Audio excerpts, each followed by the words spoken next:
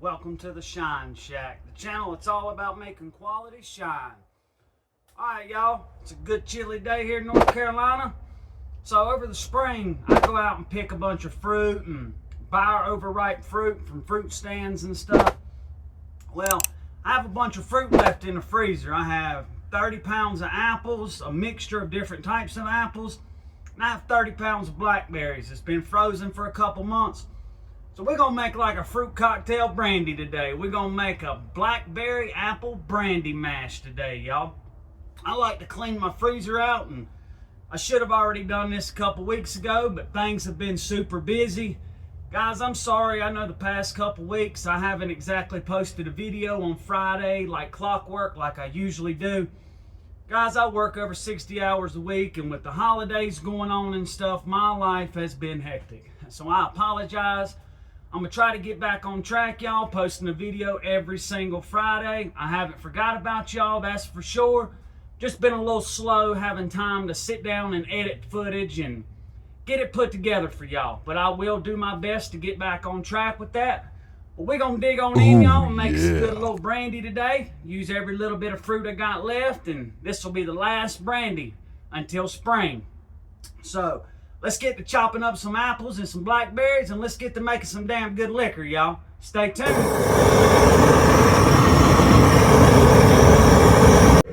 Hey, y'all, so I got 10 gallons of water in my pot. We're gonna bring it up to about 180, 190 degrees so we can dissolve our sugar. Let's get to mashing up this fruit, y'all. I'm gonna start center mash barrel.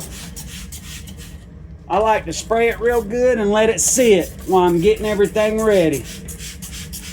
Then I'll tip it up and dump the excess out.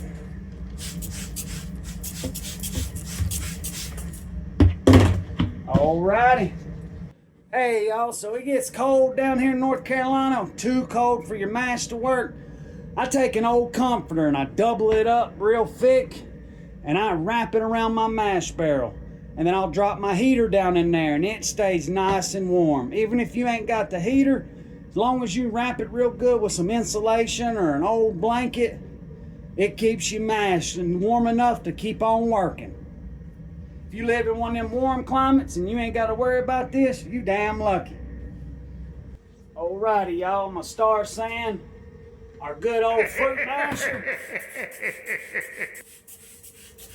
I still ain't bought no fruit press. I don't think you need one. I think it's faster, quicker, and easier just to use your old 2x4 or a 4x4 works good. All right, we're gonna start with the apples. These have been frozen for a while. That's why they look like that. I'm not gonna use any pectic enzyme because when you freeze these, it breaks the cell walls in this fruit and it makes it like mush. You get all them juices out of it. I don't think you need to when you freeze your fruit.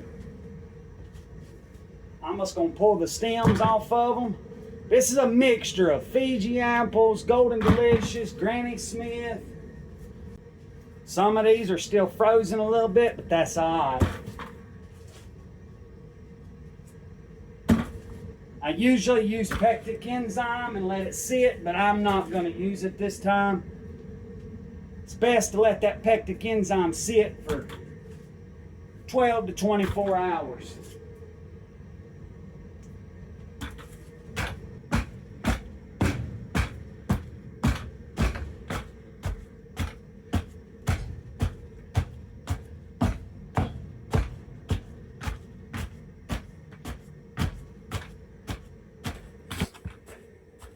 This is called the Fruit Masher 7000. You can buy it online for $8.99. It's a hillbilly masher. All right, y'all. Look at that. Good mush consistency. We broke it all apart, more surface area to interact with that mash to get more flavor. I'm gonna get the rest of these apples mushed up, y'all, and I'll be back when it's time to mash them blackberries. Don't go nowhere, y'all. There's the 30 pounds of apples, y'all. It's a good bit of apples, all crushed up real nice and fine. Let's get to doing these blackberries. All right, y'all. These blackberries is what I picked this past season.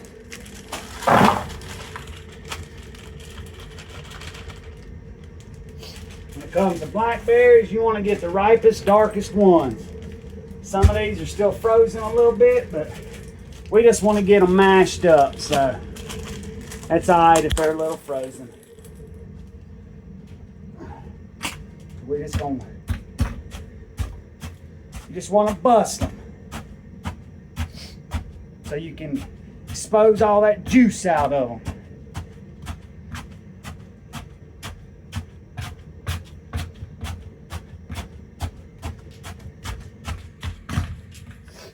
All right, let's take a look at that. Oh yeah, they good and mashed up. All right, I'm gonna get the rest of these blackberries busted up, and we'll get to dissolving some sugar. All right, y'all, there's our 60 pounds of fruit, all mashed up real good. Now we're gonna add our 10 gallons of 180-degree water and dump some sugar in it. I'm gonna start off with 25 pounds of sugar because there's gonna be roughly about 20 to 25 gallons of water in here. I'm not going for a high gravity on this brandy. I strictly am going for flavor. I just want a little bit of sugar. If I could get a 1.060, I would be happy on a gravity. All right, y'all, so this fruit is really cold. The blackberries is even like frozen, like an icy. So when I add this hot water to it, it's not going to cook this fruit. It's going to thaw it out real good, and I'm looking for just at least 100 degrees so I can dissolve my sugar. I do not want to cook this fruit.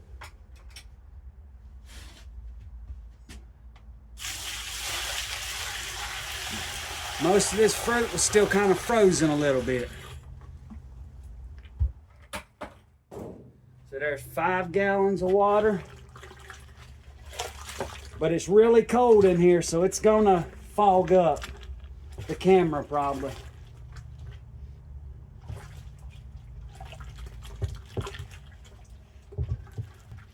Man, this smells so good.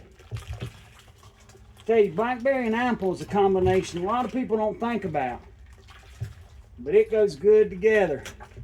And this is 3 pounds of fruit per gallon of water, so it's gonna have the flavor. And then when we run it, I'm gonna infuse it with the infuser. I'm gonna chop up them clumps of blackberries. All right, let's get some more water in it. When I get done, get all the water put in it, guys, I'll be back so we can dump the sugar to it. All right, y'all, so it's probably about 80 or 90 degrees. It's not too hot. That's what I'm looking for. I know a lot of people don't agree with adding sugar to brandy. Do whatever you want to do. Whatever makes you happy. Anytime you use fruit, I'm sorry, it's a brandy in my eyes. We are outlaw moonshiners. We don't follow no set of rules. If you want to put sugar in your whiskey or bourbon, go for it. Whatever makes you happy. I will admit, a brandy natural with no added sugar is really, really good, but it's also really, really expensive, and you don't get a big return off of it. I like to add as minimal sugar as possible. So I'm only going to add 20 pounds right now. This is going to be about a 20 to a 25 gallon mash. So I'm not shooting for a high gravity, 1.080 or nothing like that. Here's the first 10 pounds. I'm going to go ahead and dump it all in, then I'll stir.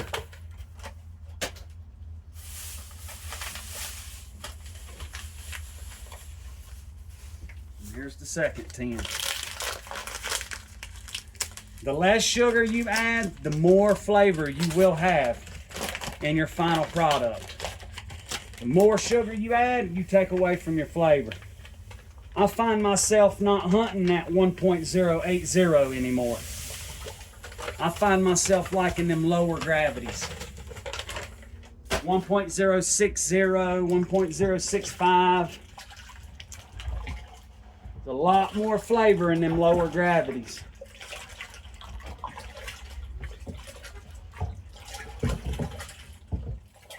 Alright, that sugar's good and dissolved. I'm going to go ahead and add 10 more gallons of good old Cold Spring water, and then we'll check the gravity and see if we need to add more sugar. Alrighty, y'all, we're gonna get that spring water put in. 10 more gallons. I'll get this barrel topped off and I'll be right back, y'all. Hey, y'all, so I got it topped up with water. I ended up adding right at 22 gallons of water in here, plus the fruit and the sugar. I've already added 20 pounds of sugar. I poured a gravity on it, and it's only sitting at with the temperature correction, 1.041. So that's still really low. I would like to be around 1.055 or 1.060. So I am going to go ahead and add 10 more pounds of sugar. That's a little bit too low of a gravity. I don't really like it that low.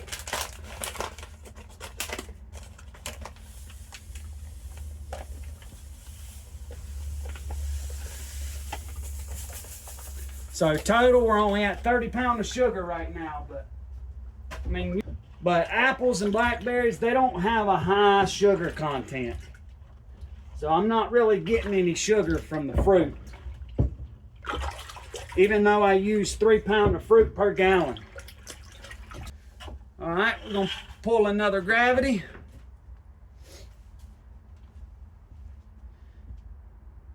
Try to get as much as possible without the solids in it.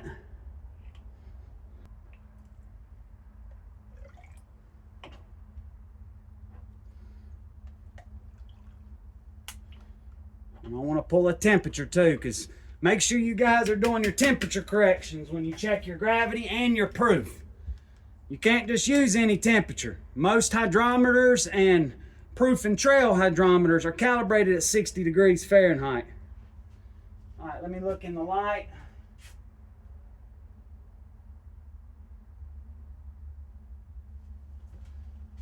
Okay.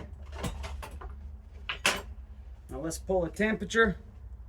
See guys, I got that sugar to dissolve all the way in my mash. And my mash is only about right at 72 degrees. It don't have to be boiling hot to get sugar dissolved. You just got to work with it. You got to stir it really, really good. 72 degrees. Hey, also with the temperature correction, our starting gravity is at a 1.061. And I'm going to leave it right there. We ended up adding 30 pounds of sugar.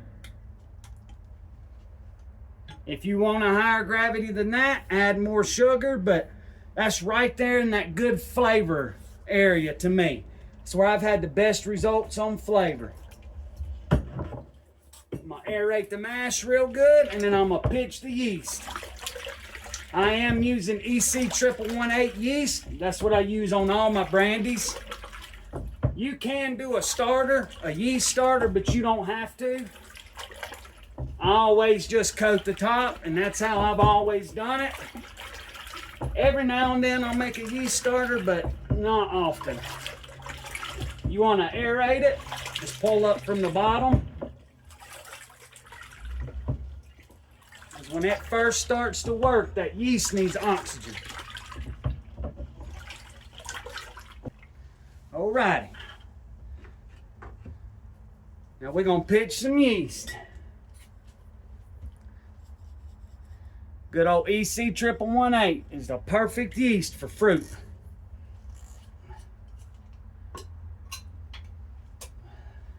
Use whatever yeast you have. If all you have is daddy yeast or bread yeast, use whatever you got, guys.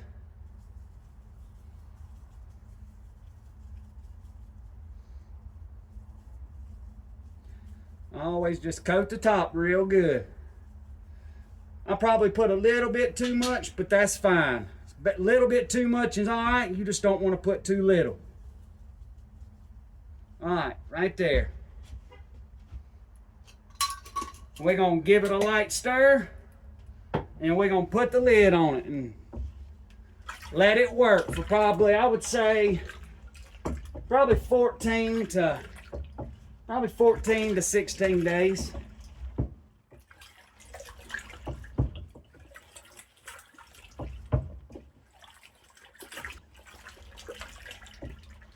Alrighty. I'm gonna put the lid on it, and in the morning I'll come out here and drop my aquarium heater down in it. If you live in a cold climate like I do during the winter time, you're gonna need a heater.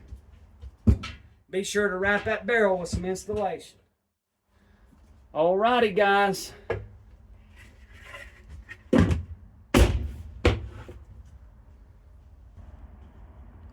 Hey guys, I always recommend you can print these out online on Moonshine How To, and I always recommend keep notes on every mash you do.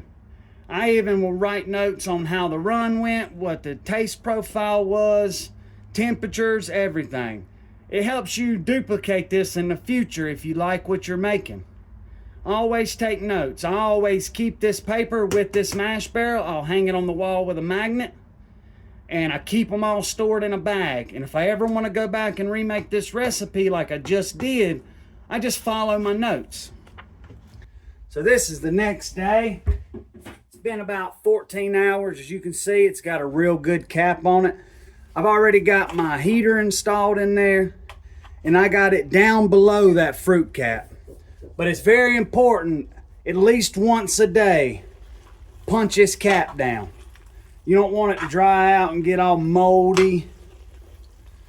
You're not stirring it, you're just punching it down, mixing it up a little bit. But if you have a heater in it, you want to watch out. You do not want that heater touching that fruit. It will scorch.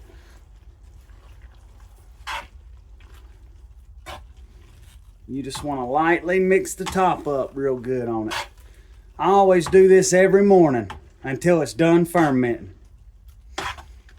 And the good thing about it being good and cold outside in the mid-20s every night, early 30s, is once this is done fermenting, and it's at probably 0.999, I will just unplug the heat and let it sit for 2 or 3 days out here in the cold. And it will settle. It'll clarify itself. The solids will drop out and fall to the bottom. Hey y'all, we just finished up the blackberry apple brandy mash. Looks really good. It'll take probably about 8 to 14 days to work off. The longer the better. The more interaction with that fruit, with your liquid in your mash that you have, in my opinion, the better flavor that comes over. So I'm gonna put a heater in it tomorrow in about 12 hours, let that fruit cap come to the top. Then I'll put my aquarium heater in there and keep it at about 70 to 75 degrees, somewhere in that range, and let it work off.